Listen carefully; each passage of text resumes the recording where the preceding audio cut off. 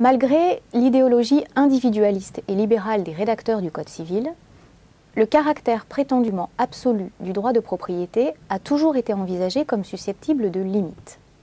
Cette approche est expressément consacrée au sein de l'article 544 du Code civil. La propriété est le droit de jouir et de disposer des choses de la manière la plus absolue, pourvu qu'on n'en fasse pas un usage prohibé par les lois ou par les règlements. Les limites textuelles sont nombreuses, justifiées soit par l'utilité publique, soit par l'utilité privée. Pour autant, elles ne suffisent pas toujours à assurer de paisibles rapports de voisinage. C'est pourquoi les juges, poussés par la doctrine, ont consacré plusieurs théories permettant d'imposer des limites aux propriétaires dans l'usage de son droit.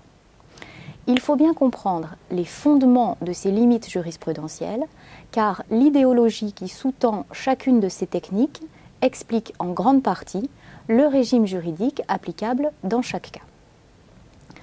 En pratique, il existe une gradation dans la gravité des comportements retenus comme pouvant être potentiellement sanctionnés par les juges.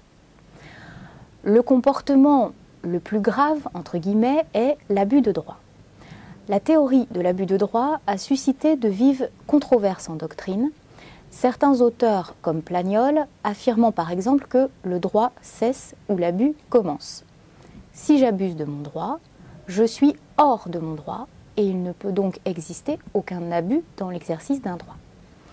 La jurisprudence n'a pas entériné ces critiques doctrinales et a accepté de reconnaître la possibilité d'un exercice abusif du droit de propriété, caractérisé par l'intention de nuire à autrui, souvent déduisible du caractère nuisible de l'acte.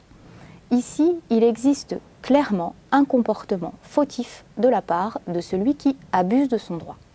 Il n'exerce pas son droit de manière utile pour lui, mais seulement pour nuire à son voisin. Ensuite, le second comportement traditionnellement retenu en jurisprudence est l'excès de droit. C'est le fondement de la théorie des troubles anormaux de voisinage, en vertu de laquelle nul ne doit causer à autrui un trouble anormal de voisinage. Ici, le propriétaire exerce licitement son droit de manière utile pour lui, mais cet exercice peut être gênant pour les voisins. Si tout propriétaire doit subir, sans pouvoir se plaindre, les inconvénients normaux liés au voisinage, ces troubles ne doivent pas franchir la frontière de l'anormalité, caractérisée par l'existence d'une atteinte fréquente et grave à la tranquillité du voisin. L'abus de droit et l'excès de droit ont pendant longtemps constitué les deux seuls comportements retenus comme des limites au droit de propriété. Mais la jurisprudence récente semble avoir abaissé le seuil de gravité du comportement exigé en utilisant le principe de précaution. L'existence de cette nouvelle limite doit tout de même être envisagée au conditionnel dans l'attente d'éventuels arrêts de confirmation. Pour l'instant, c'est un arrêt de la 3e chambre civile de la Cour de cassation en date du 3 mars 2010 qui a abordé cette question. En l'espèce, un propriétaire fait réaliser un forage sur son terrain pour l'arrosage de son jardin, alors qu'il se trouve à proximité d'une source d'eau minérale naturelle exploitée commercialement. La société d'exploitation demande la fermeture du forage sur un double fondement, l'abus de droit et la violation du principe de précaution.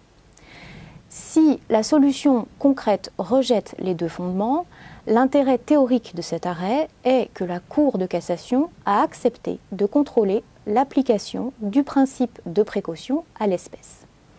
Alors, comme le souligne Mme Nadège Reboul-Maupin dans son commentaire de l'arrêt, après l'abus et l'excès, c'est le danger potentiel qui viendrait limiter l'usage du droit de propriété. Il faudra suivre avec attention l'évolution de la jurisprudence sur ce point.